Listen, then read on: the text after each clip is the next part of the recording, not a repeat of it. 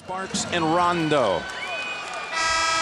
Our game is brought to you in HDTV by Harris Corporation, the world leader in broadcast systems for high-definition television. Kentucky in the white, Michigan State in the green, and these two battle again in a regional final for the fourth time in history. Neitzel, Rondo, two freshman point guards going head-to-head. Rondo with the terrific hands, Neitzel a terrific dribbler. Could be a major key as to which team gets the advantage in this one. That ball picked up by Brown, and Neitzel resets with 15 on the shot clock. Again, freshman on freshman at the point. Neitzel takes the opening shot, and a rebound as Rondo comes down for it for Kentucky. With Davis having the hot hand, Neitzel should try to get that ball in there early, Jim, as opposed to taking his own shot. Morris backing in on Davis. Shot too strong, but gets a hand on it again. Second try, also doesn't drop. It was Morris on Friday night off to a tough start with two early fouls and really never recovered. Morris missing a couple of short-range shots this time. Davis, jumper. And Hayes, the top rebounder for Kentucky, pulls it away. Davis only 1 for 7 from three. That was right about three-point range, if not at three. Kind of an unusual shot for him. Sparks from the corner. First points of the game go to Kentucky. It's a three. Sparks, as everybody remembers, would like to get another chance back at Louisville, and that's where he was standing when he was fouled for three in that huge victory over Louisville earlier this year. Yeah, with 0.6 of a second left, and he hit all three to complete a magical comeback. Something Louisville knows something about after yesterday in its win against West Virginia. And a foul call on Rondo of Kentucky. Take a look at the Spartans' road to this regional final. Old Dominion, actually the tightest battle. ODU, such a strong season, and it was an 8-point win there for Michigan State. Then Vermont in the next round. Everybody thought it'd be Syracuse there, but Coppenrath and Coach Brennan and all, they pulled off the shocker. And Michigan State again over Duke, the #1 seed. We see Chris Hill check in. Bonnie talked about his struggles from the floor, and let's see if he's as hot as he's been in the shoot-around both yesterday and earlier today. Kentucky zone out of bounds. Hill in the game. He's going to be left open for a three. See if he'll take it. Three-point shot matched at the other end by Ager. Here is another one of those X factors. Jim, Ager is one of the kind of guy that can explode for a game. He's been relatively quiet, but very capable of having a big ball game. Interesting to see Hill come into this game so early. Neitzel sitting over there with Tom Izzo, getting some instruction. Azubuike from the top of the key with another three. Inside, Davis. Turnaround baseliner, and he hits. And that might have been the instruction that Hill got. Get the ball to Davis early. Let's see what happens with Morris inside, who got in a lot of trouble against Bogut. Long rebound to Hill. Out to Brown. He'll wait. Anderson likes this spot on the floor, but Rondo converges. Boy, what is the message? Davis. Pretty good job that time by Morris not to foul. Rondo knows how to take it away, and that basket, no, they say no basket. Charge on Rondo. Wow, Rondo has a terrific ability to stay under control. He brings the ball inside. They felt that he put his shoulder on into the defender. Take away a basket, key call. And that is two. That's the real big. Yes, sir. Key call in this ball game. Takes away the primary ball handler and the #1 defensive steal man for Kentucky. Ager working down low, soars, and unable to score. Could have been a three-point play instead of second foul, so a key early break for State as Brantley has come into the lineup and beautiful pass. Right back up ahead. It's Brown, and he scores. Hill, terrific pass and a look ahead, and one of the things that he knows that Ager and Brown and Anderson are all terrific finishers. Michigan State with its first lead with that lay-in. And for Tubby Smith and Kentucky, had to go through first Eastern Kentucky, another hard-fought first-round win over an old Wildcat point guard. Travis Ford, his team, put up a good spirited effort. Then Cincinnati and then Utah here on this floor Friday. Good pickup, and Kentucky is going to get hurt if they don't send two men back there to inbounds that ball, because Michigan State has got some quick, tough athletes defensively on the inbounds pass. They brought in Torbett, who's defending the ball right now, and Trannon as well, the Michigan State lineup. Both coaches will go to this bench early and often. Extremely deep teams.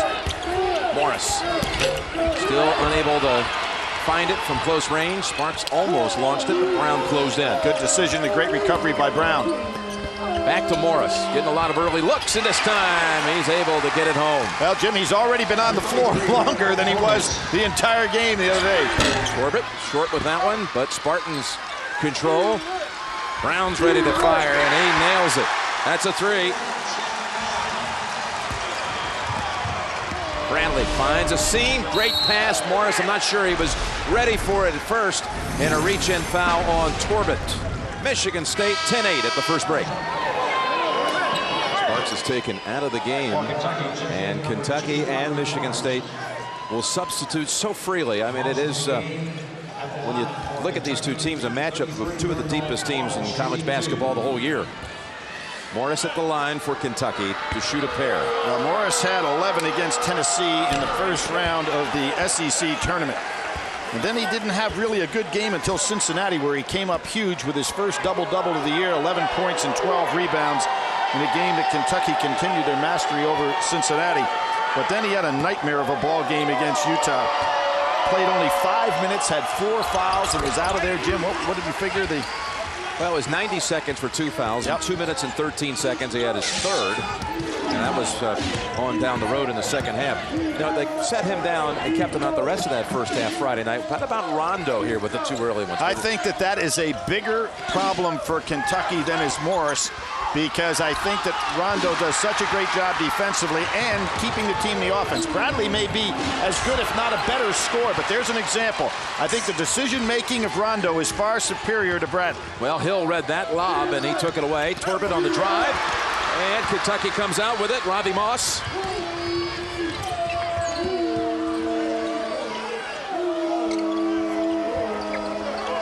Chuck K's smaller man on him. He'll start posting up. Brantley, that one down and out. Tipped out high to Azubuike. Finds Morris baseline. And again, Morris getting a lot of attempts here in the early going. That's now 5 shots. One of them good hit. On through, and there they find Shannon Brown. Now, Neitzel went to the bench right off the bat. Hill came in, and look at how he has done the job. #1 in the Big Ten in regard to assist-turnover ratio. Hitting ahead beautifully. A young man known primarily as a shooter-scorer now has developed into an outstanding passer. Shannon Brown with the basket now with 7 of Michigan State's 12 at the start. Jim, a lot of these same guys played last year in that game that set the all-time record, and there's Hayes recognizing what's going on.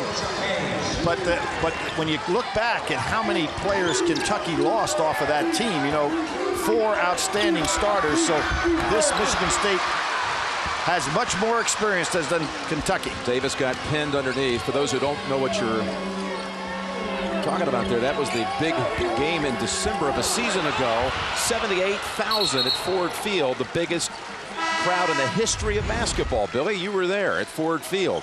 That's the pass you loved. As I said, that was a game in which Kentucky, with 4 senior experienced players, got the advantage. There's that great hit ahead by Hill, keeping his head up, passing inside. Brown off to a good start. I also mentioned earlier, Billy, these teams have met 3 previous times in a regional final, most recently back in 1999, and Tom Izzo advanced to his first Final Four by virtue of beating Kentucky in St. Louis in the Dome, where the Final Four is going to be staged next week. Remember that game? Kentucky had a chance to keep that roll going to Final Fours, 4 straight. Good job by Tom's team, and then they get knocked off by Duke. Rackus on the floor for State. He closed in on Sparks. Perry for Kentucky, number 13. Jumper from the corner, and Kentucky hits another 3. Beautiful shot by Robbie Moss. Moss has been terrific coming off the bench, giving valuable scoring to this Kentucky team. It's amazing, and we brought this point out the other day, how Tubby Smith just has a feel for who to substitute and when, and goes 13 deep on this squad. Michigan State turning it over, trying to go inside to Drew Namick, who just checked in. Trannon back out.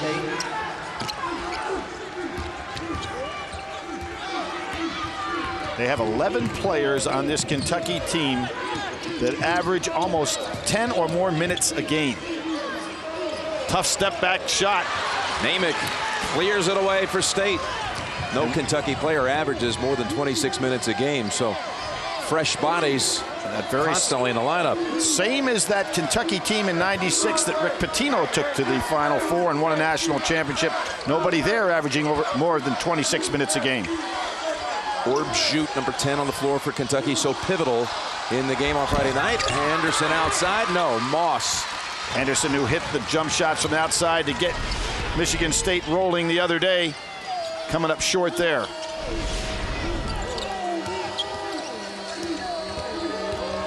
Azubuike, 2 close in on him.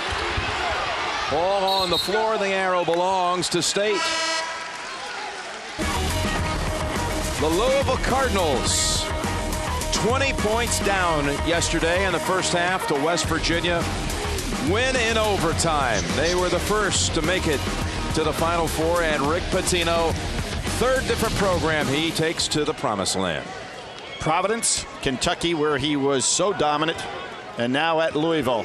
I thought a really great coaching job on his part yesterday, because West Virginia is so well coached and so well schooled against the zone. When Rick Pitino moved out of that zone and got into his hard-nosed man-to-man, he was able to bring that team back. Tough to make those kind of decisions within the game. Tough shot, but Ager right over Bobby Perry. Knocks down a long 3. Ager shooting over 40% from 3. As I said, he's a streaky type of scorer. Off to a good start here today. Sparks working on Neitzel, now gives it up to Moss. Well, with Rondo out of the ball game, Sparks has got to be the primary point guard. Not what he would like to do, although he's very good with assist-turnover ratio. He'd rather be the receiver than the key passer. As Joe Crawford was handling the ball, his first action for Kentucky. Freshman from Michigan. 4 on the shot clock. Sparks aware of that. Launches, no chance, no rim, and a shot clock violation. Nice job by Bograkis, who's had success against Kentucky. Remember 2 years ago when he had the game winner down in Lexington. We've had 5 lead changes and 1 thunder dunk. Coach K has won a few more now that he has 66, which is the all-time record in terms of total wins. But you're right, Tom Izzo, who has coached a number of years less than Mike Krzyzewski, right there win percentage-wise. He's had 3 Final Fours, talking about Tom Izzo, in 9 years, including 1 championship. And here his big man misses the short shot off the glass. Davis unable to get the close range look. Stolen away by Hill. Second steal of the game for him. Ager up ahead. Perry defending, and to the line will go. Ager and Brown both with the headbands down there the other day, Jim. I mistook Brown for Ager on that incredible dunk that they had. They both are tremendous finishers. Can really run and know how to put it away.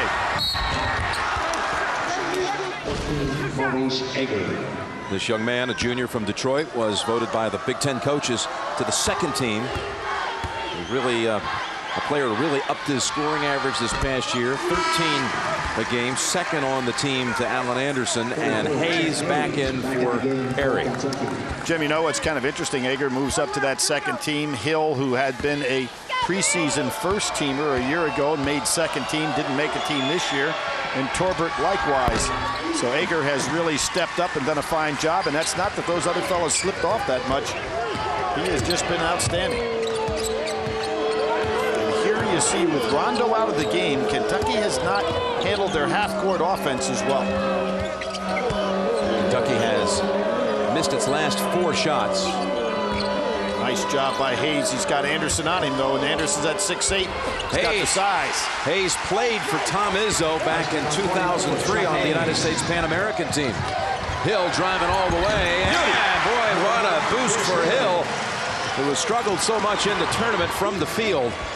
Tough shot, he took it all the way. The academic All-American who was Hayes' roommate in those Pan Am games. So they're very close friends, 2 really quality kids. Chuck Hayes wanted to clear out there. Oh, he makes a clear out with his arm. Yeah, no call. The battle out of bounds, and last touch by Hayes. Jim, you talked about regional finals. I remember the one success that Kentucky had. It was the Kyle Macy day against Magic Johnson. Magic Johnson team lost. Kentucky went on in '78 to win the national championship, and Macy had the big day. Tremendous foul shooting. One of the kind of days that Magic, who is such a great guy in regard to the history of basketball, probably a day that he'd like to forget. But the next year, of course, Michigan State went all the way through to win the national championship. Yeah, wouldn't lose another NCAA tournament game after Kentucky beat them in '78.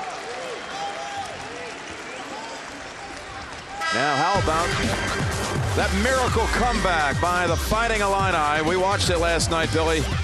Just amazing down the stretch what they did. Down 15 with 4 minutes, 2 seconds left. Go on to win it in overtime. Kentucky's playing zone out of bounds, and they stay in the 2-3 zone. Bradley picked up his first foul. Well, Hill has really solidified this team since he's come into the ball game. You feel like they've got really good floor balance.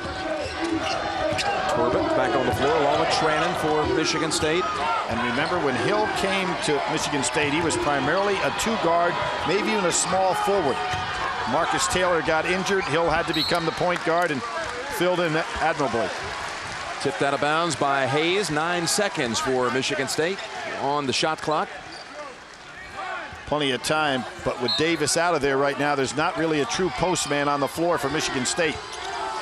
Here's Hill. It's a big shot. Hit a 3 in the tournament. And Anderson chases it down. Hill now in his last 4 games has missed all 14 from 3. Trannon inside, working hard for the lay-in. A football player, valuable minutes, and almost comes in here and does it again. He got caught up over here in some equipment. Jim, you almost saw what it felt like to be a defensive back. I think he better strike the word almost, man. He came flying under the table. Vance Minster Nance lost his voice and then some other things as well. I actually just turned an ankle. Somebody bring me an ice pack. Davis is back in. I don't know why I'm laughing. All right. I'll tell you, that wouldn't be any fun. He's a pretty good sized boy. Pretty valiant effort by Trannon. Headed our way and then got tangled up in some cables. Davis, he's hit 1 shot so far. This one, well done. And that was pretty well done by Morris, too, defensively, because Davis put two good fakes on him, and Morris stayed on the ground, didn't pick up that cheap foul that he normally does. 6 unanswered by the Spartans.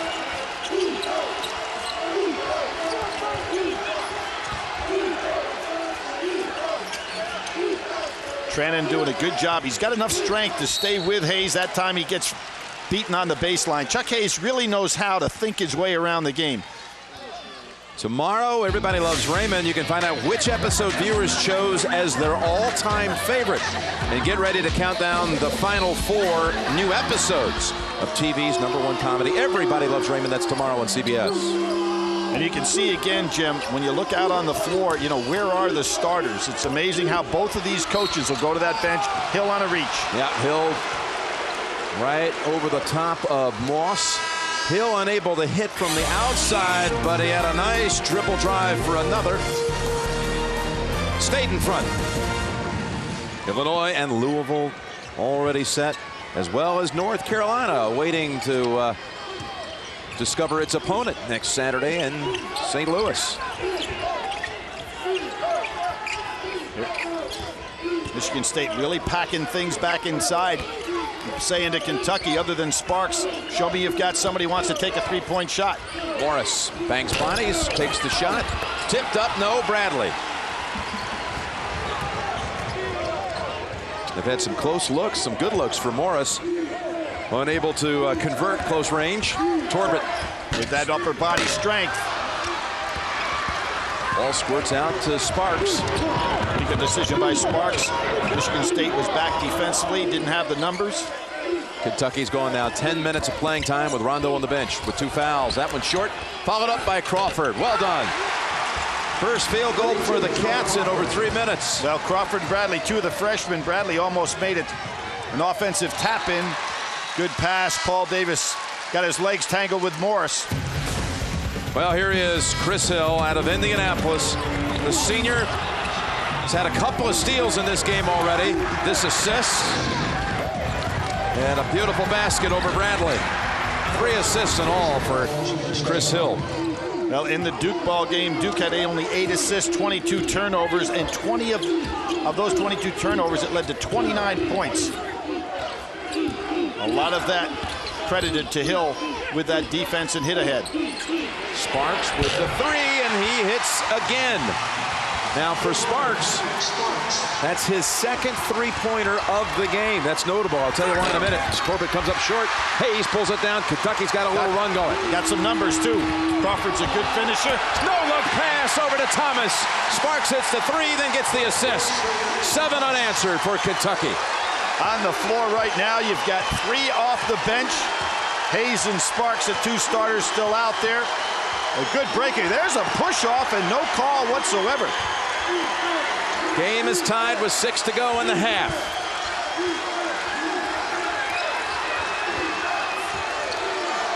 Isn't this interesting, the energy that's been provided off the bench? Crawford, Bradley. Corbett spinning over Crawford. It's Ager high for the board and knocked loose. Belongs to Michigan State. Sparks hitting 2 threes. Billy, when he is hit at least 2 threes in a game, 19-0 Kentucky this year. CBS Sports Line puts you on the court for this year's men's tournament. Get up to the minute scoring, streaming video highlights, CBSSportsLine.com. Well, what's interesting about Kentucky, Jim, they are 9th in the SEC in 3-point percentage. So that is probably why that statistic jumps out at you, because they are not a team that beats you from the 3-point line. You know, 9th in a league where you're the champion is quite surprising in this day and age of outside perimeter shooting. It's Brown over the back, his first. Sparks with a couple of 3s already. And again, they've never lost when he's done that in a game. Ooh, Bradley looks back at Tubby Smith. Shannon Brown almost got ready to pick him off. Dangerous thing to do when you're a guard with a ball in your hands is to look back at the coach. Beautiful move.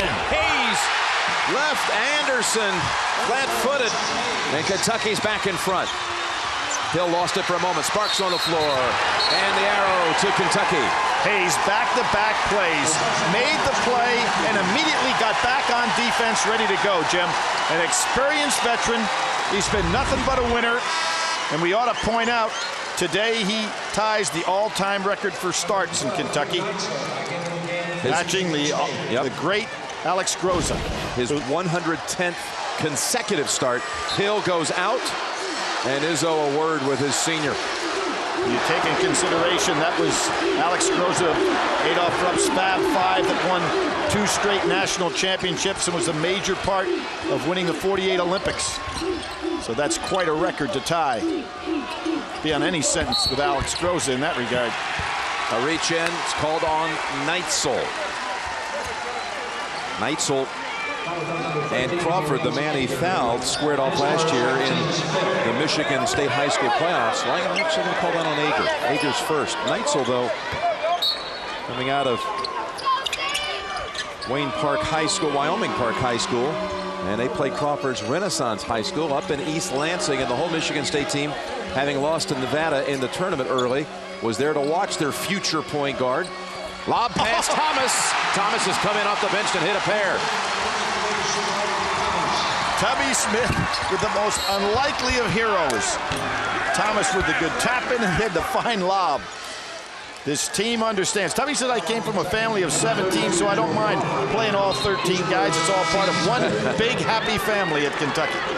Yep. He grew up in a home where you had to make everybody happy. That's Try right. to keep everybody happy. So it applies to his team as well. Crawford exits. Made a couple of nice plays and just picked up a foul, though, a moment ago. His first. And there's that zone, and let's see where they go. Ager's been looking for some shots. Brown as well. There's Ager. Ager dribbles in, now Penn, finds Davis. He's hacked to the line with a chance to break an 11-point run by Kentucky. Well, Roy Williams in his second season back home in North Carolina, takes the Tar Heels to the Final Four. And takes some seniors that as freshmen were 8 and 20. So you can imagine what that turnaround is for a group of players. It was not an easy weekend for the Heels up in Syracuse. Not at all. But they are able to move on past Villanova on Friday by 1 and beat Wisconsin by 6 today in the regional final. But you know what's interesting, Jim, is that North Carolina's a team that likes to push the ball up the floor. I think in the styles and the contrasting styles of what they had to face, the way Villanova played, actually coming out with 4 perimeter players to play them, making the matchup toughs. And we all know how difficult it is to play and beat a Wisconsin team. So I think that is a tough weekend that was expected. North Carolina will play the winner of this game next Saturday at the Dome in St. Louis in the national semifinals. Hayes wanting to work on Davis. He'll take the jumper over him. And Anderson, the only one underneath. I'm surprised Hayes didn't turn and face Davis and use his speed. Boy, Ager can just He's in double figures already. Just exploding down the floor. And that breaks a field goal drought of 4.5 minutes. Well, a terrific job by Kentucky to get back in this ball game without Rondo on the floor. And Bradley opens. Good look, top of the key. And again, it's Anderson's second straight defensive board. Stop the ball. Neitzel, no one stops him. Misses the lay-in, and Azubuike able to get it back for the Cats. Neitzel has got to be able to finish that particular play, but breakdown defensively that time for Kentucky. Nobody stopping the ball on the dribble. Kentucky with an 11-point run at one time. The game is tied. Eyes on Hayes. That little play on the eyes of Texas are upon you here on the home floor of the Longhorns.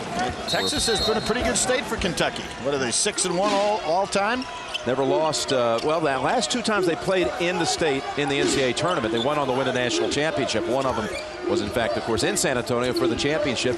That was in '98. Here's Sparks. And the third time, he's knocked down a 3. '96, they played their opening round games also in this state up in Dallas, and they won those 2. Went on to a championship. Sparks doing a nice job on that curl. Torbert didn't get there in time. Good matchup here. Ager and Azubuike. And Ager, not a good shot. Oh, Trannon, though, with that big body, and he's heading to the line with a chance to tie the game. Thomas not strong enough for Trannon. He took advantage of him inside. Coming up singular at the half, Greg and Clark and Seth. We'll look at how North Carolina made it to the Final Four. They will also speak live with Illinois coach Bruce Weber and Darren Williams. How clutch was that kid yesterday? About yesterday's dramatic victory. And plus, we'll have another singular Naismith update, all coming up singular at the half. Trannon at the line. Again, we mentioned he doubles up at Michigan State. Wide receiver who caught over 400 yards worth of passes last year in Big Ten action, and a couple of touchdowns. In the lane too early before that shot was taken, but in Trannon's hands, I think it was Azubuike. Probably got pulled into the lane a little bit early, but is a violation, so the shot will be taken over. That last foul was on Sparks, his first. Kentucky's going to ride out this half, playing the last 17 minutes without Rondo. Trannon again to tie it, and slides off the front of the rim. Thomas getting a lot of minutes in his first half. We haven't seen the lean. It's interesting how Tubby has that great feel for who should be on the floor and when against what opponents. Lean so valuable against Bogut the other day. Good anticipation by Bagrakis. Tough pass, though. I feel like we're in the middle of the floor today, Billy. That's 2 times. Well, that was a case where Sparks actually telegraphed that pass, Jim, and so Bagrakis came a long way to intercept it, but he could read the eyes of the passer. Chris Hill comes back in for Neitzel. Kentucky 16 seconds on the shot clock. Davis on Hayes. Bagrakis getting right out on Sparks, wants to take away any outside jump shot looks. Bradley underneath. Able to draw the foul, and tonight on 60 Minutes, the story of a little stone box that may have a big connection to Jesus. If so, it's a major discovery, and it's on 60 Minutes tonight. Anderson called for that one, his first, and you really are high on this young man out of New York, Bradley. I really am, Jim. I think he's going to be a big-time scorer. He's going to blend in beautifully with Rondo, and I think it's going to be quite a backcourt when Sparks finally leaves there. Both are freshmen. Bradley's had 3 10-point games this year, and he was 4 for 6, 10 points, 3 assists against North Carolina in a game real early this year where North Carolina was just a little bit too experienced for Kentucky at that time of the season. So Ramel, the rookie, if you will, hits 2 for 2, and Kentucky back in front by 3. 8 different Wildcats have scored already in this one. They had 10 players the other night get in the books with at least a point. 2 minutes to go in the half. Michigan State, in all 3 tournament wins, has closed with a big flourish before the half. That was not a good foul on Azubuike. He was way away from the basket. But Ager has presented a problem all day long for anybody he's matched up with at Kentucky. He's got tremendous quickness. He really does. I don't know why Azubuike was that tight on him that far away from the basket, Jim. Azubuike's first. It's a 1-and-1 for Maurice Agar. Agar hits the first. 19 in the big second round win against Vermont. Awful lot of experience on the floor right now for Michigan State. It's a group of seniors primarily that have never been able to get it quite over the top, and because of the program they entered that had such great success in Final Fours, a lot of people felt that they hadn't really produced. But you know, the league pretty tough, and people that saw Illinois yesterday could say, you know, you could finish in a lot of leagues with a club like Illinois ahead of you. But amazingly, this program in the Final 8 for the 5th time in 7 years. That's better than anyone in the country over that span over the last 7 years. In fact, the next best, 3 grade 8 appearances. 5 by the Spartans, trying to get, though, that next one, the big one. Sparks, and he's now hit 4 from beyond the arc. Give Sparks a lot of credit on that. Thomas didn't even realize he was setting the screen for Sparks. Michigan State not fighting over the top of screens to get to the best jump shooter that Kentucky has. Anderson crashing the boards, and the call against Kentucky. Jim, I'd point out as Sparks, you know, you talk about if he makes more than 2, Kentucky has never been beaten this year. His big game and one of the most impressive wins that Kentucky had all year, he was 7 for 10 threes against Alabama for 26 points. So he's off to a good start right now. And if you're Tom Izzo and he's taken Bograkis out of the game, I'm sure you've warned your players, fight over the screens and make him put the ball on the floor. Sparks had that big game not only against Alabama, but Louisville, arguably his best game, 25, and he had a stretch of 12 unanswered points for Kentucky, and then won it with the free throws at the end. They're going to bring him out. He just picked up 2 quick fouls. And Robbie Moss replaces him, a walk-on. A good job by Kentucky to get back in this ball game when it looked like Michigan State was in control with the more experienced team. But again, it's that bench and guys coming in. They're so used to coming in and being productive that it's nothing strange for them to be here in a regional final and doing exactly the same thing. How about that? Those free throws, the first 2 points of the game for the Spartans' leading scorer. And he almost makes the steal. Anderson fighting for it. And it's going to be Kentucky ball. Anderson without a basket, but with the 2 free throws, his first points. And there you had Thomas, a little shaky with the ball. Anderson is on Thomas right now. Chuck Hayes wanting to settle things down. It's amazing they really don't have a primary ball handler out here now. Now they got Sparks down with the 2. They've had Rondo out since 3 minutes into this game with 2 fouls. Ramel Bradley working hard on Hill. Kicks it out, but a whistle first. Jim, you think he's not a tough guy to handle one-on-one? Did you see that move? Took it like he was going backwards, and then all of a sudden double clutched, and off he goes again. This guy is a tough one-on-one matchup. They've seen that kind of move up in the state of Michigan, but it was from Barry Sanders on a football field. He'll break some ankles. I'm telling you. So that's a foul on Hill. He has 2. Neither team been able to get the break going very well today because they're both getting back well on defense. A 1-and-1, 59 seconds to go in the half. Let's see what Bradley can do. Pure with that one.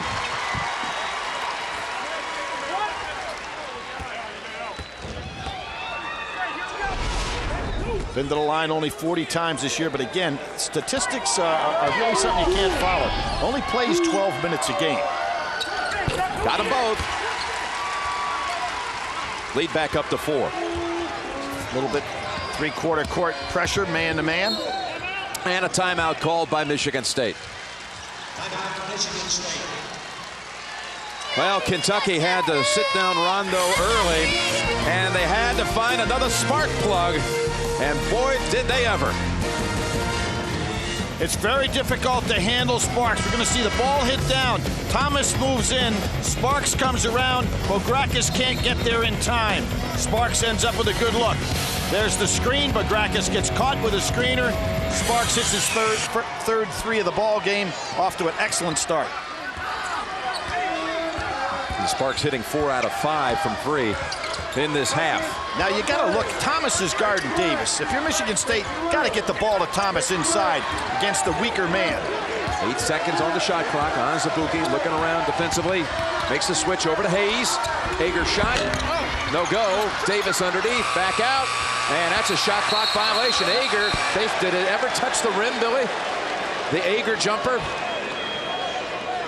They're going to give the ball. I think they're saying that the ball did touch. If the Hager shot hit any part of the rim, well, they should have reset the shot clock. And they're going to give it to Michigan State. They're going to give it back to Michigan State with 22 seconds left in the half. Here's a case where Michigan State shot goes up. Yep. It did hit Definitely. After it hit the board. It hit the backside of the rim. Good call by the official. Now, if you're Michigan State, you have to recognize on a possession with 22 seconds, you've got Thomas on Davis. Here's a good move by Tubby Smith. He recognized it right away. Hey, Thomas is no matchup whatsoever for Davis, so he comes right back in, brings Morris in, and gets somebody to match up with where the ball should go. You see the ball just did hit the back of the rim. Excellent move by Tubby Smith to recognize what that matchup was. Certainly favored Michigan State. Backcourt should have recognized it earlier. 10 seconds to go in the half. Hager on the drive. Rebound out to Bradley. Looks up. Timeout call. Timeout called by Tubby Smith. Nice move on his part again because he has 5 seconds to go. Plenty of time to operate for a play.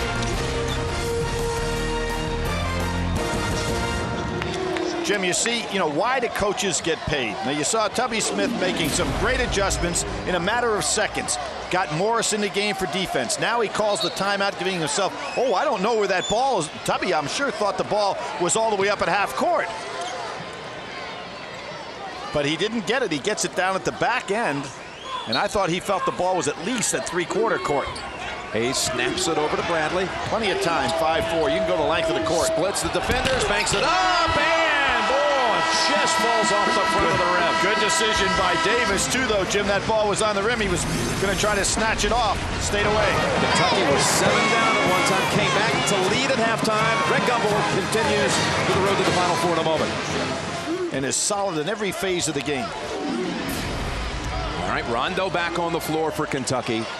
Played only 2 minutes, 53 seconds before collecting his second, then set. And it's Davis as Michigan State works on a play here coming right out of the locker room with an easy hoop. Well, you remember after the selection show when the Iowa lost in the Big Ten tournament, Tom Izzo smashed those tapes with a hammer. I would imagine he was rather vocal. The lack of real intensity by his team in that first half. That locker room was something special. If you're Tubby Smith, you kind of like the way that they played, particularly with Rondo having to sit down the major portion of that first half. Now Davis with a basket on the first trip down the floor of this half. Now Brown, open look, and that ties it. A game of inches. Hayes almost picked that off. Had he been able to do it, he had a layup on the other end.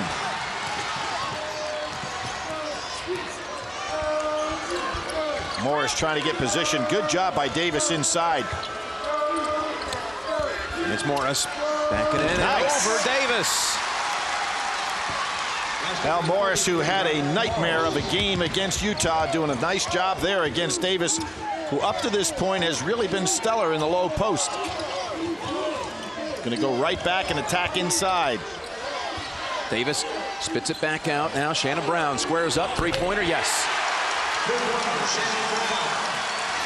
Pretty good touch pass by Neitzel that time, who really didn't want the outside shot, so got it to a superior shooter. 3 trips down the floor in this half for the Spartans, 7 points. And they've taken the lead back at 40-39. That's Morris. Gets it back and not the roll, but he'll shoot a pair. He's making himself available here in the second half for ball getting inside.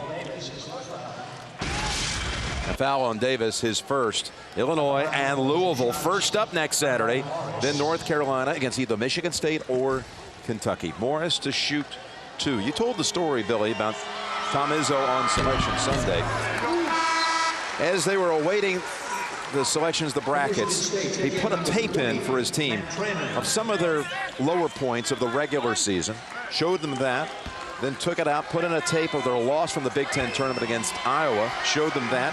Then he brought out a sledgehammer and just absolutely pulverized those tapes. That's history. Then he inserted a new tape with all the great moments of their season and told them, I have no doubt that we're going to make a run. I've never felt more sure about anything in my life. And with that kind of confidence, Ager takes it to the basket for the lead again at 42-41. Excellent explosion by Ager, who had 12 points in the first half and really was the story offensively. No basket for Rondo. The foul is outside. Rondo has to be wondering, what do I have to do? He had that second foul called on a charge that took away a basket. And one of the things about Rondo, we've seen this time and time again. Remember, one of his fouls in that first half was that push that they charged him with on a basket that they took away. He's really clever when he goes to the basket, uses either hand extremely well, and with those long arms, kind of surprises his defender.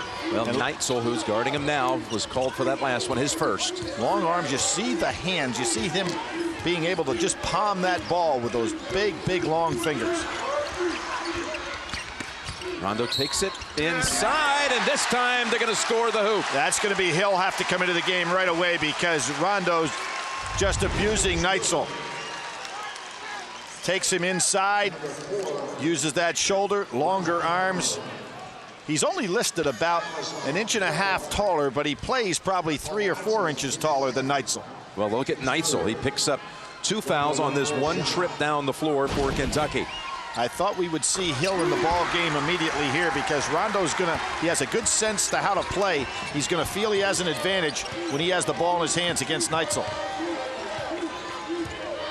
So Rondo with the 3-point play, the lead back to the Wildcats at 44-42. Davis, that one. There's Rondo. Deflected by Rondo. Davis on the floor, keeps it alive. Neitzel, step up 3, yes. Good positive looking shot by Neitzel. Getting some lead changes in this half. Michigan State has not missed. They're 5 for 5, including a couple of threes. That's Hayes. Put back. Morris. Davis didn't sit down. Hayes recognized right away he had a big post man trying to play him 20 feet from the basket. Hayes is such a smart player. Recognizes situations and takes advantage. Crawford's got his hands full right now with Ager. Davis and Michigan State still has not missed. 6 for 6. A lot of neat matchups here in this second half. You can tell that there was a lot of instruction at halftime by both of these outstanding coaches. 7 lead changes in this half alone. And Morris has a chance to go to the line and give us another one. This was the follow-up by Morris. And you see the way that he finished that shot off, Jim, going positively to the basket. On this last attempt where he got fouled, he tried to avoid the block. A man as strong and big as he is has to take it right at the basket and go for the 3-point play. And one more. He's looking really strong to start this second half. 10 points, 7 in the half. Hill in for Michigan State, and Davis to the bench. So Tranum will be down inside on Morris. Michigan State gets considerably smaller and obviously does not have Davis down in there in the low post offensively. Swing it back to Kentucky on the top of the scoreboard at 48-47. Hill will have to be careful with the ball. Rondo kind of puts you asleep. It looks like he's really not guarding you. They're going back to a little zone here. 2-3 zone right now. Tranum, no, he had a smart idea to take it to Anderson. And just a little off on the communication, a turnover back to Kentucky. Jim Anderson has been playing such outstanding basketball. He had against Duke the other day 17 points, 8 rebounds, 5 steals, which was a career high for him. But has not really gotten into this ball game with the same intensity. Well, you remember he had really a far better second half against Duke than he did the first. Right, they were 0 for their first 6 from the outside. He opened that game up by hitting 2 threes.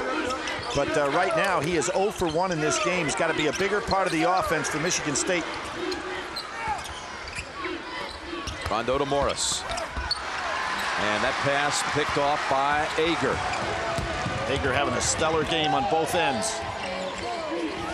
Morris trying to get one right back, but deflects it out of bounds. It'll go back to State out of the break. Back and forth we go. 8 lead changes to open up the second half.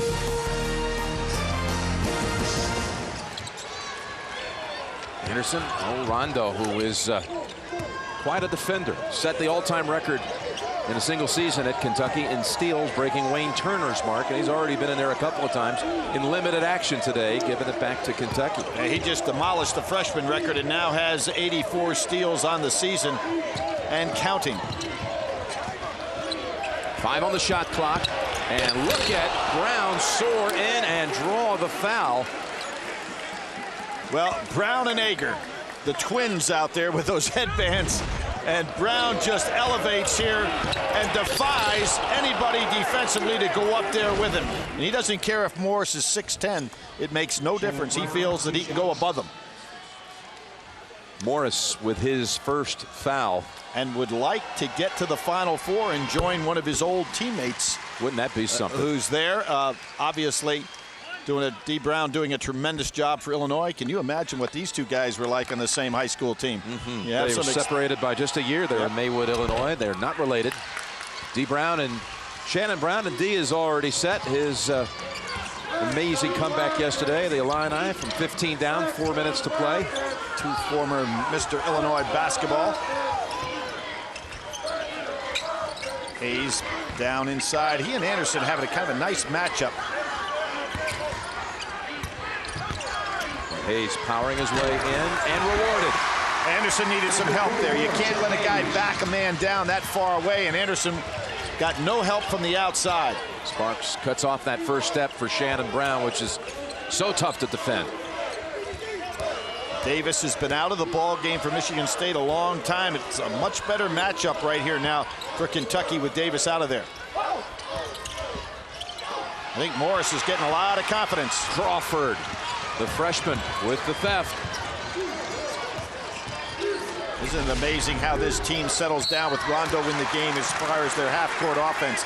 Just has a good feel to how to set them up. Chris Hill with a hand slap, his third, and you can vote for your Pontiac game-changing performance of each round. Nearly $150,000 of scholarship contributions is on the line, and you can take action. And vote now at ncaasports.com/Pontiac. And Jim Tomizzo sees that he needs to get Davis in the game to create some offense inside because his team not in a good flow right now. 5 team fouls already in this half on the Spartans, only 1 on the Wildcats. Nice rub off by Sparks and surprise Michigan State by taking it to the basket. Tried to get it up there with the left hand, but on the rebound, Kentucky whistled for this one, and it's on Hayes, number 2. Jim, we talked about the matchups between these teams. In '57, when Michigan State went to the Final Four, they beat Kentucky in Lexington back in the days when you could play on your home court in an NCAA tournament. That was the regional final, and that great Michigan State team went to lose in triple overtime to North Carolina. Last, Chris Hill gets his first 3 of the tournament. Not exactly clean, but it counted. Rondo and no whistle at that end. That will give Hill some real confidence. We're talking about a guy that made 10 threes against Syracuse 2 years ago, now having trouble with his confidence, but that'll help him. What he had missed in the NCAAs. 14, all 14 of his attempts before that one. You know, and that just goes to show you he is an excellent student, as we know, an all-American academic guy, but when you lose confidence, he's got a good stroke on his shot. We know that he can make jump shots from the outside, and most of the time it's just not having that confidence to stay with the follow-through. 3 on Hayes, that's big. Yep, he's disgusted. He picked up 2 here in just a short span, so 3 overall, and Perry takes his position on the floor. Boy, that sits down Sparks and Hayes So again, Tubby Smith going with his bench that's been so productive. They outscored Michigan State in that first half 13-6. So he continues that productivity. 2-3 zone on the out of bounds.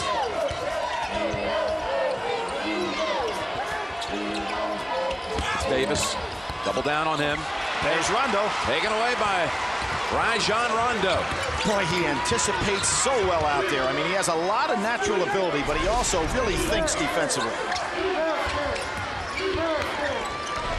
Crawford. Surprising shot. Yep. He surprised a lot on the floor, but Rondo saw where it was coming. Morris puts it up. Tipped up Perry, and it rolls off the rim. Keeping it alive, and here comes a dunk right now. 3-on-1, lob, yes. When you get a 3-on-1 and you have a combination of Torbert, in that case Hill and Ager, there is going to be a dunk, or certainly an attempt for one. That brings this crowd that's been extremely quiet to life for the first time today.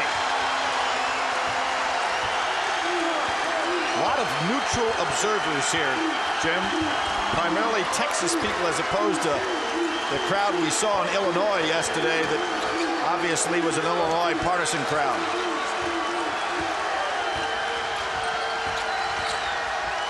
Rondo. 2 bad shots by 2 freshmen in a row, hurting Kentucky there. Crawford on that jump shot. Momentum, Michigan State. Not the 3 this time. Don't know if that was a good shot either. Their first miss from the floor for this half. Well, we're only at the 11:36 mark. Sure. Jim. It took 8.5 minutes to miss a field goal. And Crawford. Good hustle. Ill-advised 3 earlier, but this time has a chance for the 3-point play. We knew this one was going to be slammed. Terrific pass.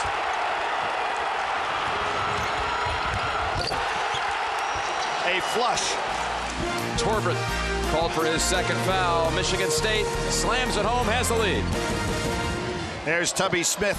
4 schools, and he's in part of this history, have had back-to-back Final Fours with different coaches. You had Gene Bartow and John Wooden. You had George Smith and Ed Jucker, Dean Smith and Bill Guthridge, and then you had Pitino and Smith.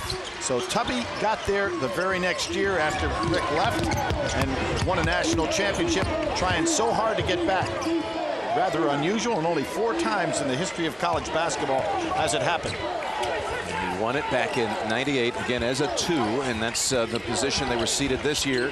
Taking on a feisty 5 here. Michigan State hot in this half, and this one doesn't drop, but Perry pulls it down. Long pass, and Azubuike unable to pull it down. With this score being tied, that was probably not a wise pass, Jim. You need possessions. Now Michigan State hit its first 8 of the half. And now missed the last 2. The game is tied as we approach the midway point of this final piece of the puzzle.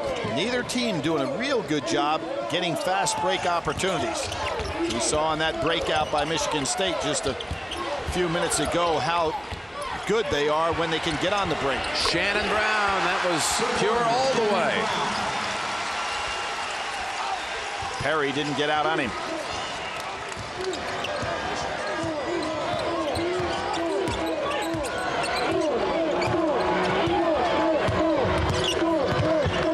Azubuike hit Kentucky's second field goal of the game in the opening minutes. Hasn't scored since.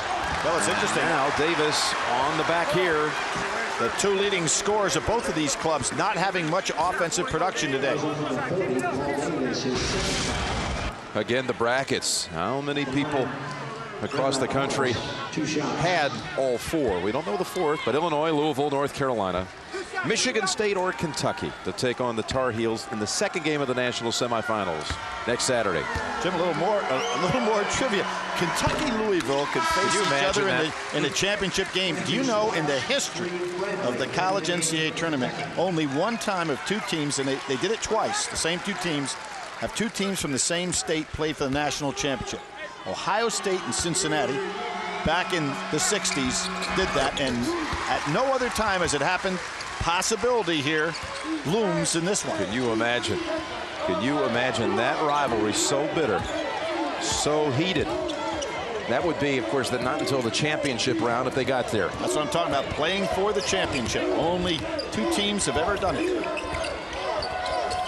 Neitzel coming off the screen from Davis. Takes the jumper. Back of the rim Blues. Waiting for the call here. It's going to stay with Michigan State. Neitzel did a good job hitting that last shot he had. That was a good open look. I don't think Kentucky respects his scoring ability, so he's getting some open looks. Talk about what that rivalry would be like. The governor from the great Commonwealth of Kentucky, Governor Fletcher, is here. He went yesterday to Albuquerque. He was there to support Louisville in that big comeback win. He's here today. Brown, he just hit one, and another 3 by Shannon Brown.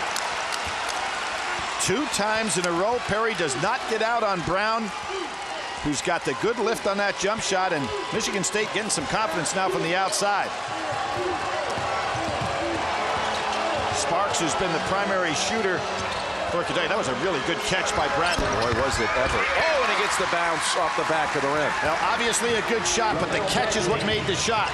Here's Brown at the other end, who has not missed. He is 7 for 7 from the field.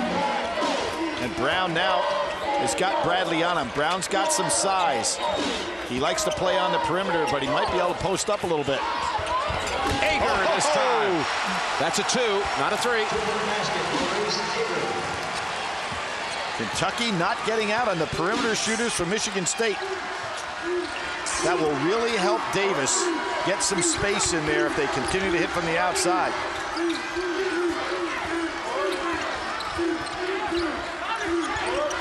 Morris. Some thought he walked, no call. And a foul before the pass. It's called on Trannon of State. His 3rd. Here's the lineup tonight on CBS. 60 Minutes, Cold Case, James Patterson, Suzanne's Diary for Nicholas. It's coming up tonight here on CBS. They're going to bring in Namick, Michigan State. Trannon again with 3. Davis also with a final breather, perhaps, before the stretch drive. Azubuike, a 1-and-1. Jim, I was thinking back at that 1978 game between Kentucky and Michigan State, and thinking about the foul shooter that was so great, Kyle Macy for Kentucky, who had transferred in there from Purdue, probably one of the great transfers of all time. Always used to go down and rub his socks, you know, to get his hands clear. Every kid in the state of Kentucky used to emulate that. He was a great free throw shooter. And then you watch Reddick yesterday, who doesn't wear socks, and he's a great free throw shooter. So I guess it's not the socks, it's the technique of putting the ball in the basket. Well, Kentucky had hit 14 straight from the line before that miss, and without rubbing the socks, I might add. They've had a good overall game from the line, but they trail by 3 and a hold call. It's going on Thomas of Kentucky. Some of these calls, again, taking the crowd completely out of the game. So many people just sitting here.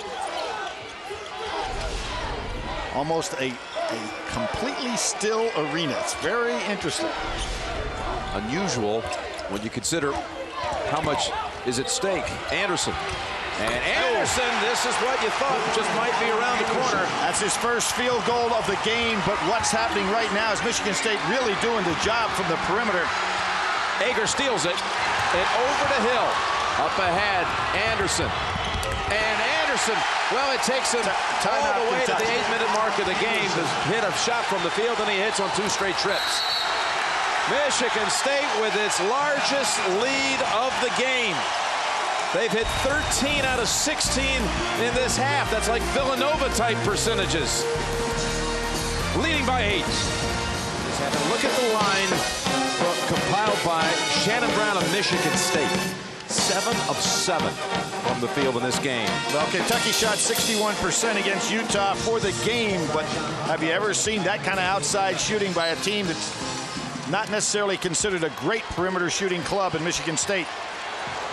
On the year, 35% from 3. Lob pass, Hayes, quick basket. And there's Tubby Smith again, interjecting himself. Good, wise timeout, setting up a set play that goes. Hill right back to him, and how about Namick? They dump it inside, he gives it right back. That was Sparks' fault. Fell asleep on the dish.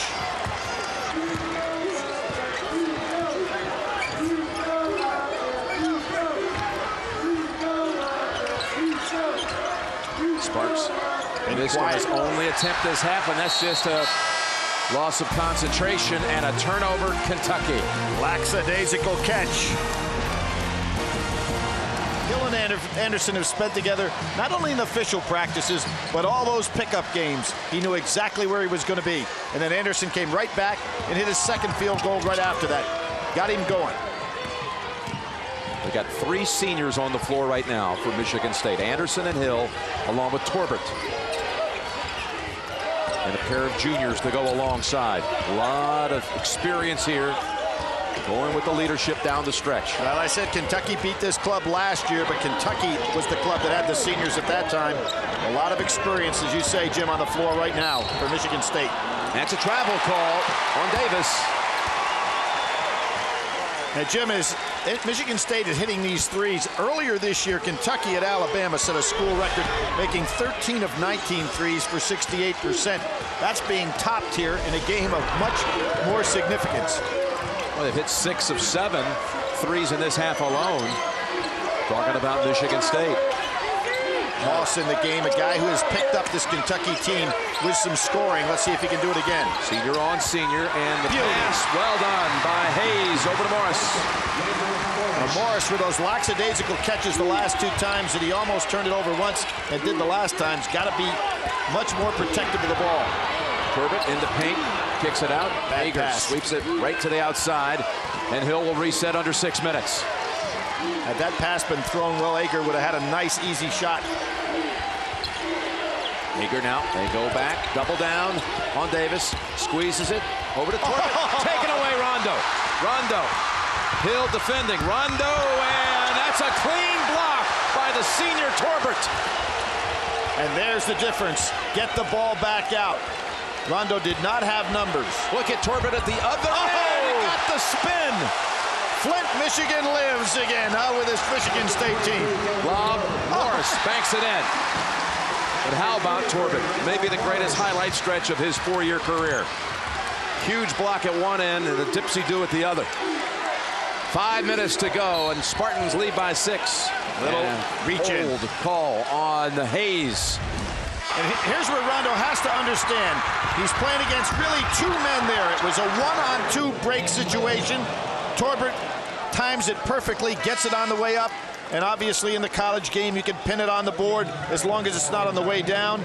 And then there is the good move to take it underneath the basket on the offensive end. His first field goal of the game, and a beauty. That's 4 on Hayes, so they sit him down.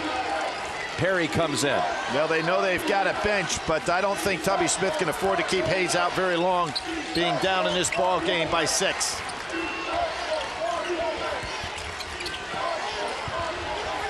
Open man, Brown snags it, and somehow got it out to Bograkis.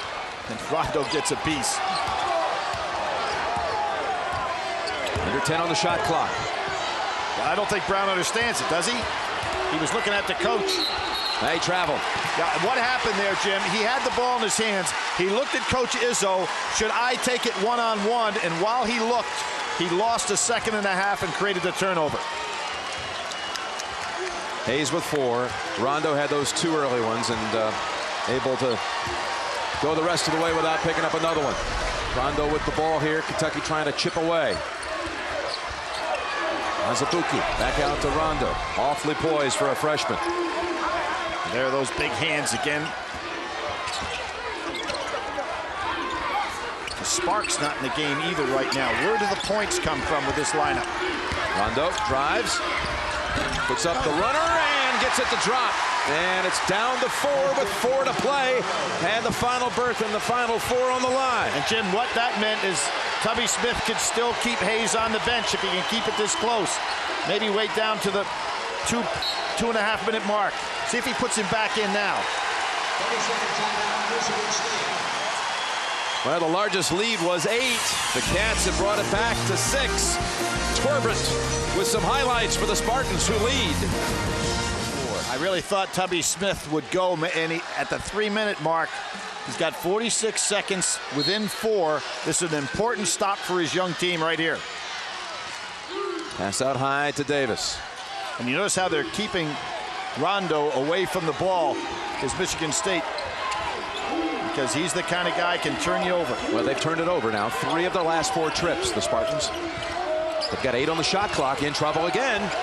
Hager with 5. Quick step in the paint. Tough shot, and followed up by Davis. That's what destroyed Duke on Friday night. He had 7 offensive rebounds, and he's in the right spot this time again. And Jim, what happened? Morris went for the rebound instead of the block out first. Gave Davis a lane to the basket. Ravi Moss on the floor. We reached that 3-minute mark. Margin is 6. Rondo almost went left. Rondo looking for options. Guy's got ice water in his veins, doesn't he, for a freshman? You'd never know it. Rondo puts it up, and Davis comes away with it. Michigan State with possession and a 6-point lead. I think that now Tubby Smith has got to come back with Hayes, and I thought Sparks as well. Moss called on the foul. Tubby and Tom battle for St. Louis. The starting backcourt for Kentucky. Down 6 with 2:41 to go. The story of this half, Michigan State and its shooting from the field, 80% in the second half. Little 4 corners here by Tom Izzo. Anderson out top. Perry, the least experienced player, guarding Anderson that they could have in this matchup. Just using clock here. Yep. Now we'll start to budge at the 10-second mark. Anderson drives in, and Moss pulls it away. Boy, nice patience by Kentucky defensively there. Now, where do the points come from? They've attempted only 1 3 in this half. The ill-advised shot by Crawford didn't make it. Has the bookies been quiet? Looks like they wanted to go. Here's Moss. Walk on, hits a 3. Does Tubby get the feel or not? I'm saying, where's Sparks? He puts in Moss and he hits the shot. It's amazing what he does. He is the spark. Moss with a big rebound and a 3. And Michigan State pulls back out again. I thought Perry did a pretty good job on Anderson that last time, and a great job by Kentucky not to foul.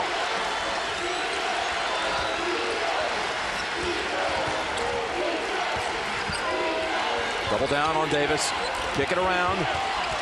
Hager in the paint. Davis drives in, blocked. Second chance again, Davis, and he is hammered on the way up by Bradley. That was Perry that got that block in. And here's Moss, who has been outstanding for Kentucky.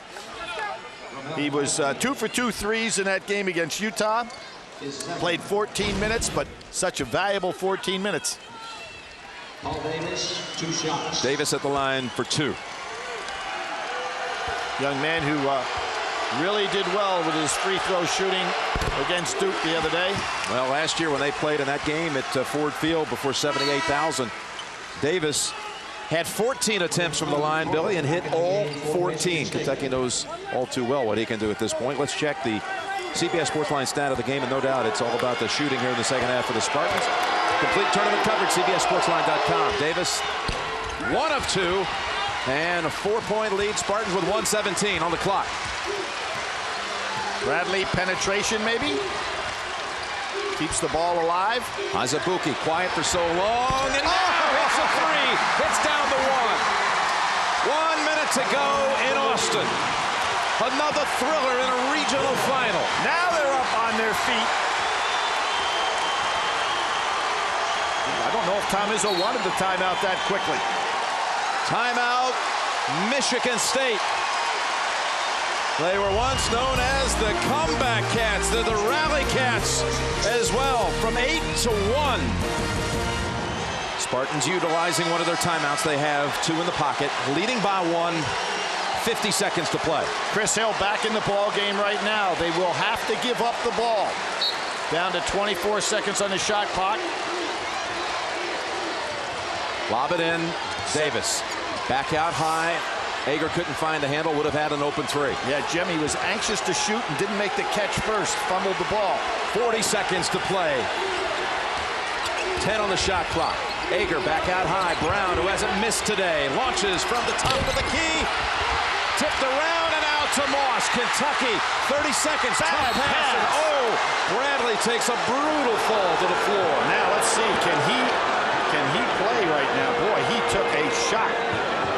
You can designate anybody to shoot these free throws if you're Kentucky.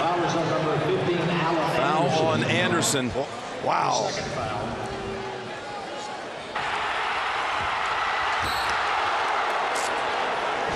I can't imagine who's going to be able to get up, recover, and shoot free throws. Well, Sparks is probably the guy that will go in to shoot these free throws. You can take anybody who happens to be not playing at the time that's on the bench. Sparks is on the bench, a 71% free throw shooter.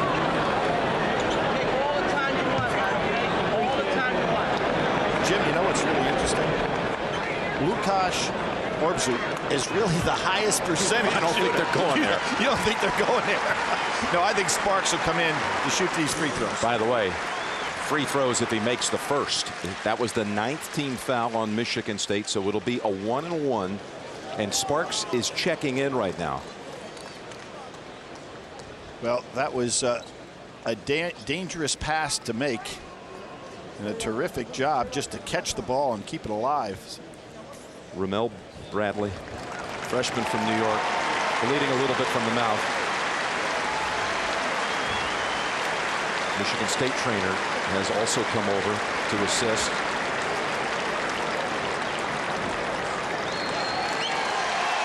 He's on his feet. To a huge ovation of appreciation by fans of both teams. Trainer from both teams out there. Great sportsmanship.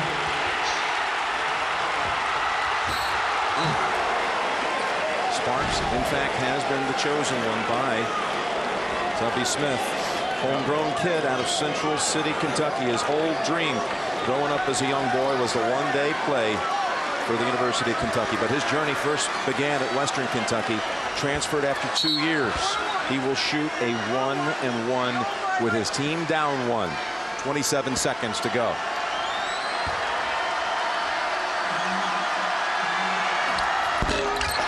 Doesn't drop. Tipped around. Perry knocked it out. Michigan State ball. Huge free throws, just as big as the ones in the Louisville game, and he drained 3 right after Tubby takes Sparks out of the ball game, puts Rondo back in for defense. Timeout on the floor. Called by Michigan State, leaving the Spartans with 1.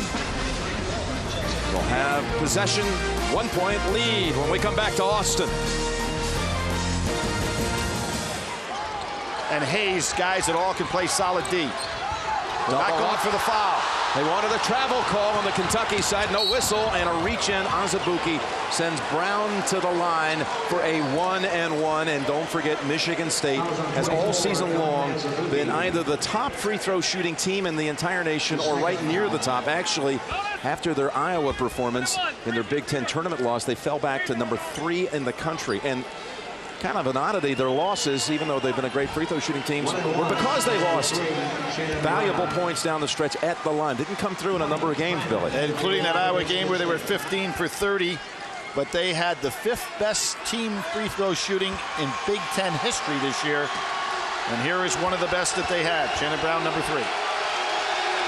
1-and-1, and that one on net. Brown was the 3rd best free throw shooter in the Big Ten. Allen Anderson the 1st, Ager the 5th, and Kelvin Torbert the 2nd. Pretty strong. Up and down that lineup. 19 seconds. 3-point lead. He's got a career high 21.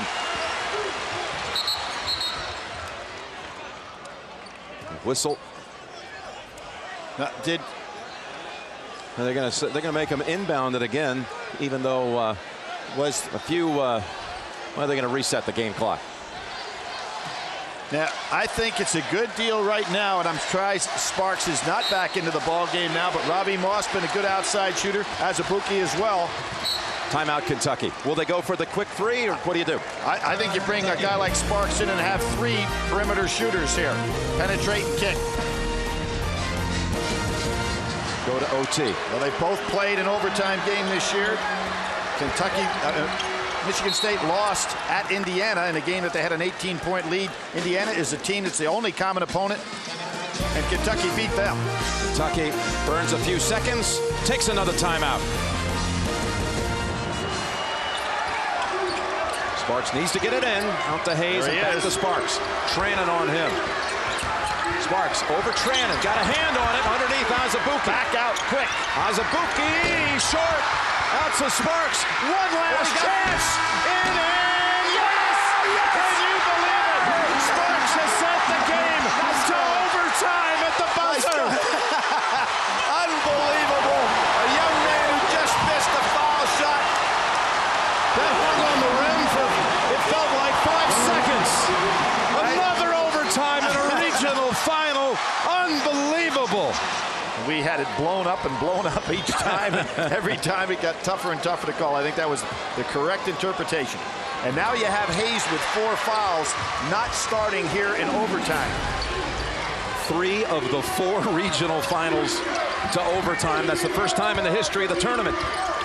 Inside Morris. Wanting the shot, gets it to go.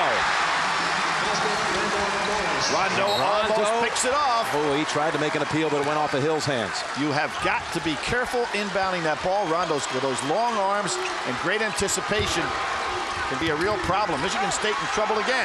And Rondo is there, bangs it off of Brown. He might have got fouled before he threw the ball away. Let's see. If it is, it's on Hill. Yep, he did get fouled. And that's number 4 on Hill. Rondo is such a smart player. He anticipates where the ball is going to go, and then he has those tremendous natural instincts to go and reach and get it. Yep. There was the foul. That'll send Rondo to the line. Again, it's still well, it's a 2-shot situation. I beg your pardon. 2 shots, double bonus the rest of the way. It's 1-1 on the other end off the next foul. And Rondo, high-arcing shot, doesn't drop. You know, they had 2 overtime regional finals back in 1992. That had been the record. You remember the 2? Of course, Kentucky and Duke. And then the next day, a guy by the name of Leitner had something to do with it. I think I remember that. That's a little something to it. Oh, look at this! A break of concentration by Hill. This lapse gives it right back to Kentucky after the 2 misses at the line. The other one that year was Michigan, the Fab Five, and Ohio State in Lexington in a regional final. But now we've topped it all with 3 here over the course of 2 days. 3 overtime games. All the completions of major comebacks. And remember, Hayes with 4 fouls, sitting out. Tubby Smith going to try to go probably to that 2:30 mark before he puts his T senior back in there.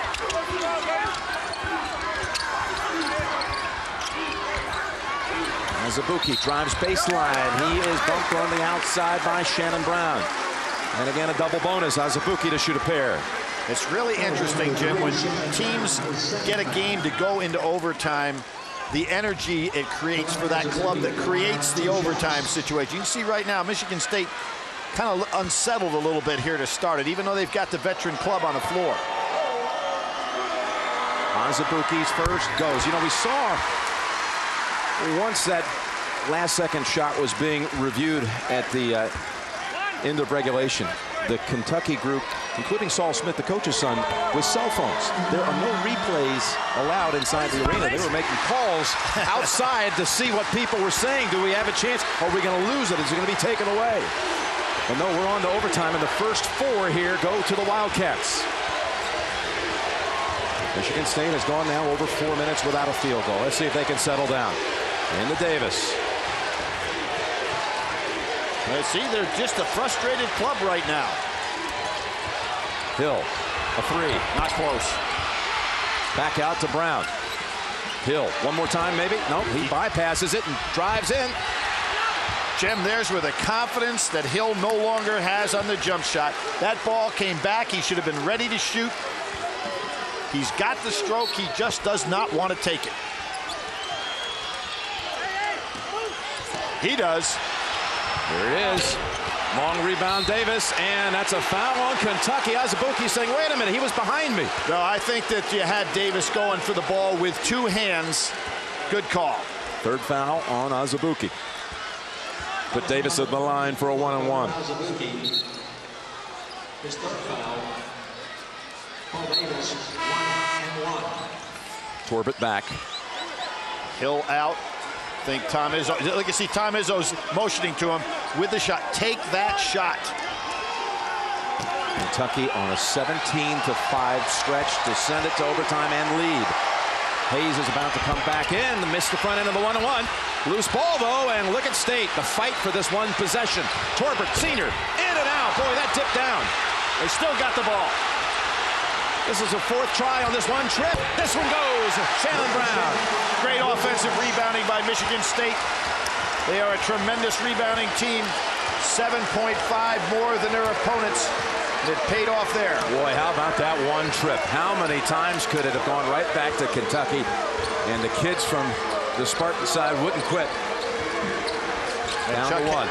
Chuck Hayes, if he had been on the floor, probably would have got that rebound. Azubuike stuck for a moment. Riley Moss puts it off the glass. All Michigan State underneath.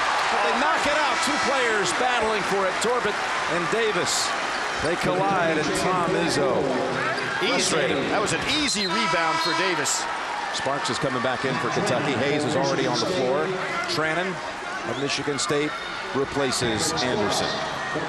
Now here you have Tubby Smith figuring if there's a foul here, he doesn't want Rondo on the floor. Rondo only a 59% free throw shooter, so he brings Sparks back into the game. Neither one of these coaches missed much. Azubuike gives it up to Morris. Ball loose, and Sparks able to save it. Looking for a screen out of his freshman center.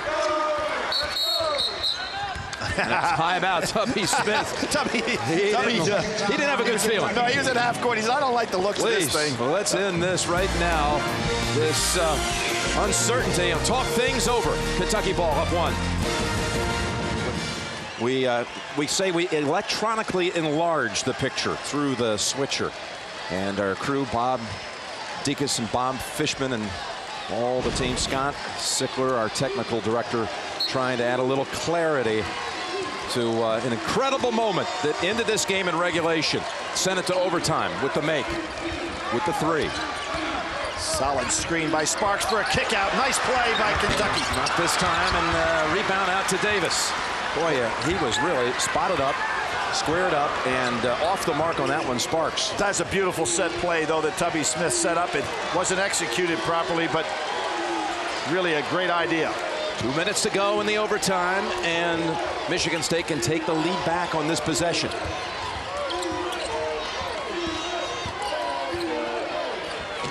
Anderson likes to operate out here. Top of the key, jumper, and Spartans lead. Anderson, who was so quiet all day, now the senior picking it up.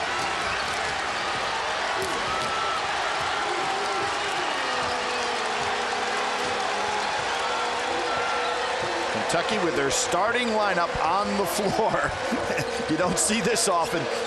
It's 5 unanswered for Michigan State. A good no call. His fifth, and right back with the lead, Chuck Hayes. They tried to get him out of the game.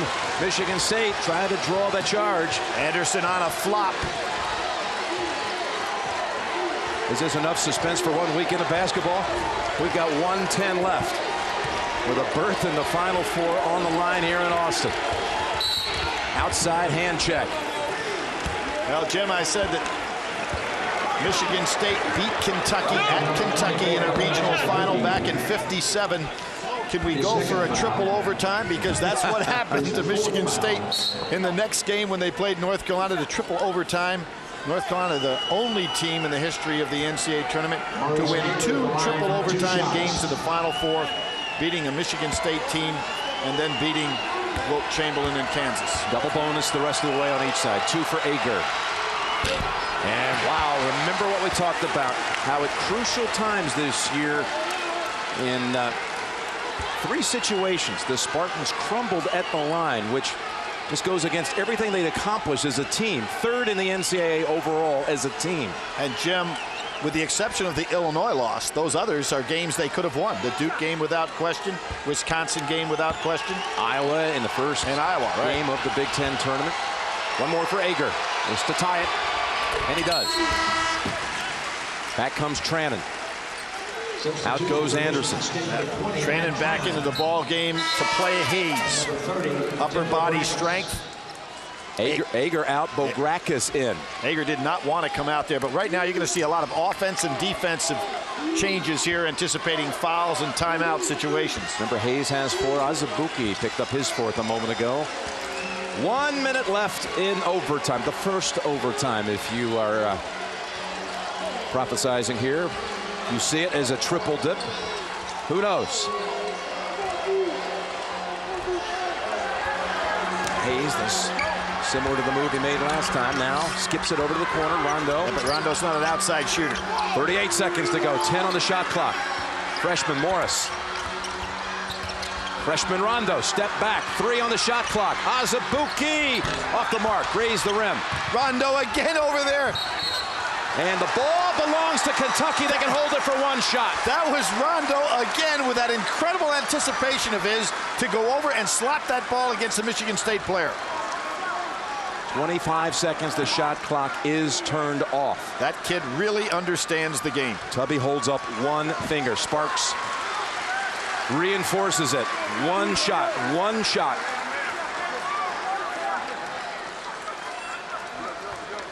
He's got a pretty good shooting club, but what happened there is the ball was thrown cross court on a skip pass to Rondo, who does not want to take the three-point shot. Better be careful there. Go deep with the inbound. Rondo's so cool. Well, you got to watch it. You don't catch it and take it back court when your emotion's taking you there.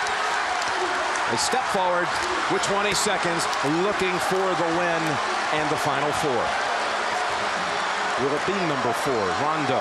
He's operating with 10 seconds. Rondo and Tubby making eye contact to know exactly what he wants to do and when. Here we go, the whole season on the line right here. Out to Azubuike. Better hurry up. 1 second to go. He's not going to get it off in time. We've got a second overtime on the way. Not well executed. Rondo should have kept the ball in his hands, penetrated, and kicked out. One extra pass.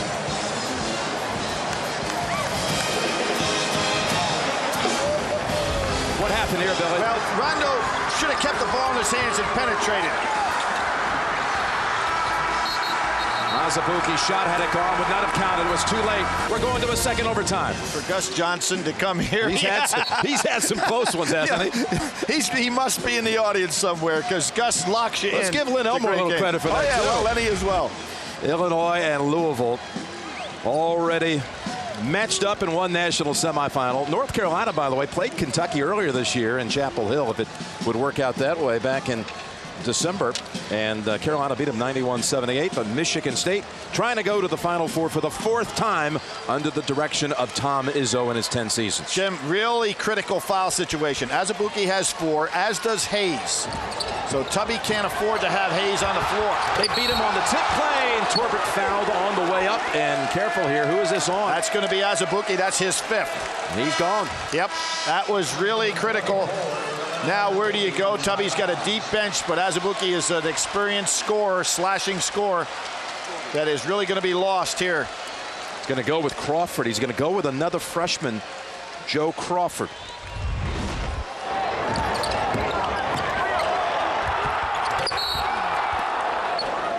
And there's that versatility of Torbert. We know Brown can do that. Ager can do that. They just take it to the hoop. Azubuike leaves the ball game. Tubby gives him a well-deserved hand. So Joe Crawford, 6'4" freshman from Detroit. Yeah. From right down the road from East Lansing, over an hour away. Who left this team in December thinking about transferring out of Kentucky and maybe ending up at Michigan State. Changed his mind, and he's on the floor right now for the team in blue. Big free throws to the wayside again for the Spartans. One more for Torbert, senior from Flint. These are big misses that Michigan State not doing the job on the foul line. They're only 1 out of 4 from the line in the overtime. To a 5 as he gets the second to go. Well, you have 2 starters on the floor, Morris and Rondo for Kentucky. Moss, who had a big 3 in their comeback from 8 down. And you have 4 starters on the game for Michigan State. Only Torbert, who has been a starter, off that bench.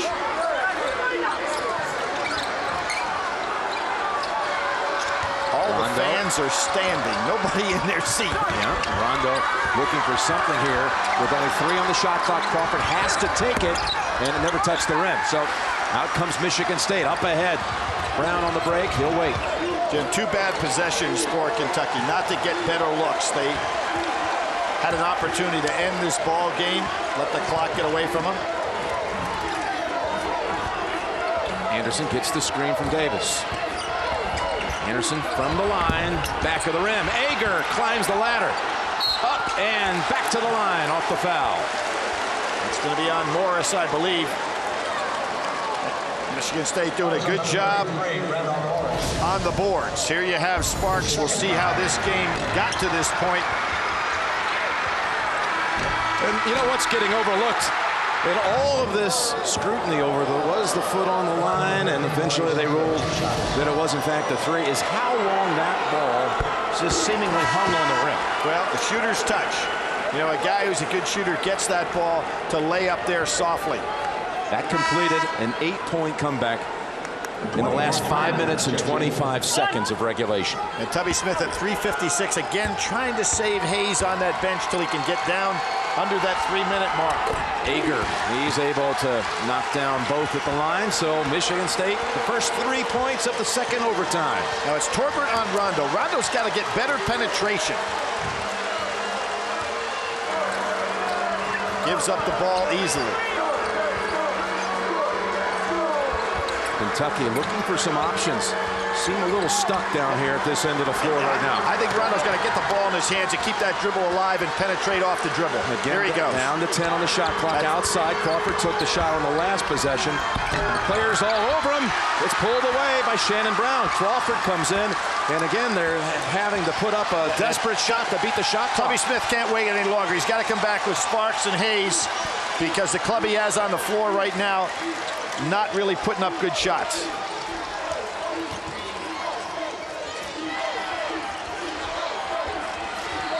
This is an important stop right here for Kentucky. Can't afford to foul. Ball's in deep. Davis back out to Shannon Brown, who just tossed his headband into the crowd on the trip down the floor. Takes the baseline jumper. Davis tips it out, but Rondo's there. Got a break chance. Crawford, he wanted too much. Rondo, it was freshman to freshman, but they failed to connect. And look at how Tubby, just nice and calm over there. And Kentucky has just not executed on the offensive end of the floor. They had a break, but it wouldn't have been a big one because Michigan State did a good job getting back, Jim. They had two guys back there against one. They had the shutdown angle on him, no question. So back on the floor, Sparks, who's manning up right here, and also Hayes. Hayes on Anderson. Timeout called, Michigan State. 2:31 to go, second overtime. And the Spartans lead it 84-81.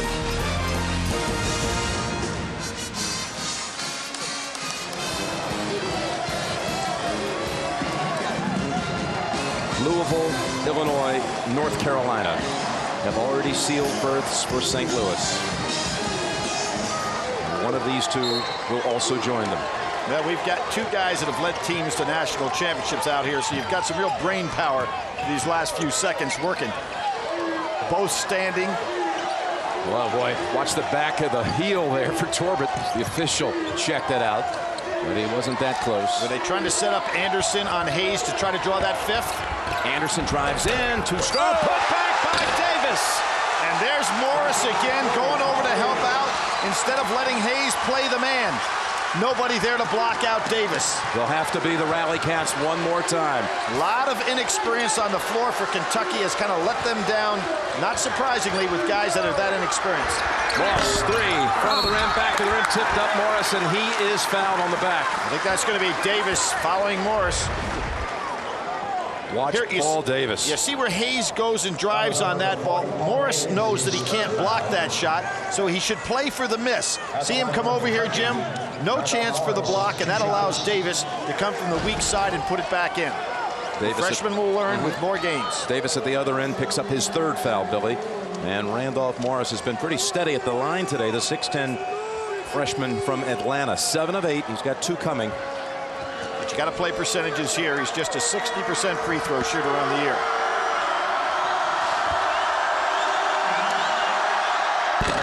And that one dips around and out. They have not scored in this second overtime. Sparks out, Rondo in. Now, if you're Michigan State, I think you again want to go Anderson on Hayes and see if you can't pick up that 5th foul. You see the headband's now becoming a problem for Brown as he unloads his second one. Well, he ran over to the bench, and they tossed one back to him. All right, let's get this all situated just right. Morris, one more. And Wildcats' first point of the second overtime. Hill returns. And Hill comes back into the ball game. #1 man in the Big Ten in his assist-turnover ratio, so that's why he's on the floor right now. I guess Tom Izzo doesn't figure, I need the shooter, I need the solid ball handler. Hill has 4 fouls, too. Big pressure put on here, and they break it. They got a 2-on-1. Torpor will take it in, and Morris fouled on the way up. Well, they broke it, and they had the numbers. Well, you know what was a good play there by Torpor, Jim? He had a 2-on-1. You've got 1:46 to go. You got a 4-point lead. Even if he misses the shot, Davis is there for the putback. So I thought that was a pretty good percentage move on his part. 2 shots, Torpor. You know, you're the smaller man. You don't want to go ahead and do that. You might get it blocked, but Torpor can really sky and shoot free throws. You know, watching the game last night, Illinois, and the comeback against Arizona, you said something late in that game in the overtime, which, you know, it's cliched maybe, but it's so true. And you were talking about the first game that you ever remember thinking this was a Maryland-North Carolina State ACC final. And it hit you again last night that, you know, my gosh, someone is going to lose this game. Right. And you don't want to see that happen. And what you're really saying is, you know, the pain is such a hard one to accept. Well, just think about those Arizona players. And Lute Olson. Yeah, Lute Olson. Played their hearts out. Sparks thought about it, gives it up. Hayes in trouble, back out to Rondo. Looking for their first basket of this second overtime. Rondo over to Sparks. They need this one. 3-pointer. Too strong. Hayes comes soaring in. Put back, yes. 1:24 on the clock. And it's a 4-point lead for the Spartans. Timeout called. And Kentucky to apply the full court pressure with 1:24 to go, down 4. And Rondo is in the ball game. Michigan State does a wise thing. They run him away from the ball. Corbett bringing it up for the Spartans. Yeah, they want to keep the ball away from Rondo. And he should go ahead and make a switch if he can to get out there on the ball. And he does. And Moss waves him off. Well, we've got a minute left in the second overtime. And Ager hits the floor. Ball back over to Torbett with 7 on the shot clock. Davis needs some help. But you don't want to foul here if you're Kentucky. Play solid. Ager step back 3, and Sparks with the long board. Good job by Kentucky not to foul. How many times do you see a team bail somebody out by fouling as the clock goes down? Big trip for the Wildcats. They were 6 down in the second overtime. Don't need 3s here. Go for the 2. Hayes is thinking that way. Backing in. Step move, and he got the 2. Just inside of 30 to go, and it's a 2-point game. How quickly did he move around Anderson? Brown gets away from the pressure. Shot clock is turned off with 22 seconds. Back out high. Torpett makes the catch. They whip it around. Ager, he's not taking it. No need to. You got to go now. At 10 seconds, you got to go and foul. And they send Anderson to the line with 12 seconds. But Moss should have been the one fouling there, not put Rondo in that position. Billy, you go back 2.5 weeks ago. I was in Chicago watching the quarterfinals, and Michigan State was taking on Iowa on a Friday night in the quarterfinals, and Anderson, one of their great free throw shooters, had 2 big free throws down the stretch. Always so clutch, and he missed them both. Yep, with 6.5 seconds to go and a 69-71 loss. Not that one. All of his teammates step back. Now, you got the 3-point lead. If you get the 4-point lead, the only thing you've got to do is play solid basketball with no foul. This is huge. Got them both. Alan Anderson so clutch in the win over Duke on Friday night.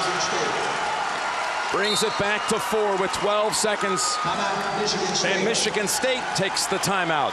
Each team with only 1 to go, but 12 seconds is all we have. Sparks, Moss, Crawford down at the deep end with 12 seconds. Into Rondo. He takes off running. And there goes Hayes as quickly as he can to get down the floor. They're going to let him get the 2. Yep, easy 2. Took 4.5 seconds, and Kentucky's last timeout was 7.5 to go. But Jim, with the pass, you might have saved the 2.5 there as opposed to the length of the court dribble, because you knew Michigan State was not going to foul. And see if they let him throw it long but not short. They are not going to guard the inbounds. Yeah, that's a good move right here. Try to double the cutter. Here comes Anderson. Good double there. They lob it up. Anderson plucks it, and he is fouled as he hits the floor. It's on Moss. And back to the line, Anderson, who just hit a pair. Anderson, with his size over Moss, just goes up above him. And no way for Moss to get that ball. That was a good strategy on the part of both coaches here. You're trying to get the ball, if you're Michigan State, to your best free throw shooter. And if you're Kentucky, you're trying to keep it away from him. Remember, no matter what happens here at the line, if he misses 1 or even miss 2, Kentucky will not have a chance to stop the clock and come up with a little strategy. They're out of timeouts. So 2 for Anderson, who can put it away. Well, he's got a tie anyway. He's got his team in a position where the worst they can do is tie in this ball game. One of the seniors who Tom Izzo told us has just been through so much. They all have. This group that came in behind the heralded bunch that went to 3 straight Final Fours, including a championship, trying to make their own mark in their last chance. Got them both. Good form. 4 free throws by Anderson in the last 12 seconds, and Michigan State calls timeout. I think Tom Izzo feels it right now. That was a good piece of coaching as to how he wanted that inbounds play to work, and then excellent execution by Anderson, who's coming through now on that foul line.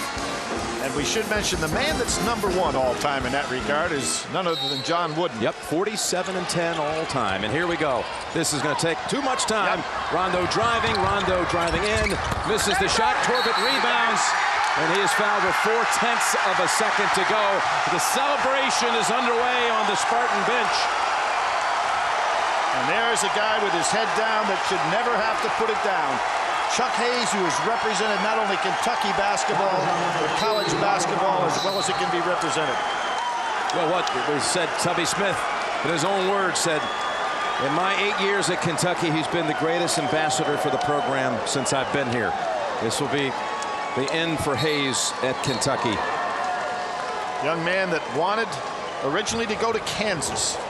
Roy Williams couldn't decide whether he would take him. He had another man in mind who ended up going to Stanford, and during that time that Roy Williams couldn't make the decision, Chuck Hayes said, no, I think I'll go to Kentucky, and certainly did not make a bad choice. Torbett at the line. It's just a matter of what the final margin will be now. Fittingly a senior. Bograkis, another senior, gives him a hug. And here's where that percentage of free throw shooting eventually starts to pay off for Michigan State. He sends all the kids back to the other end of the floor. Kentucky's bringing in some subs, including Preston Lemaster and Brandon Stockton. Look at Bograkis out there, a fifth-year senior. Probably never anticipated he would get to this position.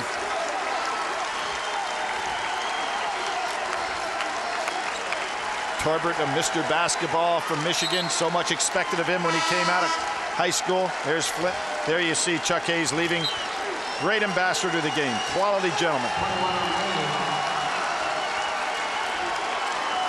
Well, St. Louis got a pair of semifinal games. You can only hope they're somewhat like the regional finals we've just watched over the last 2 days. And how about the Big Ten, maligned all year long, and they send 2 teams to the Final Four.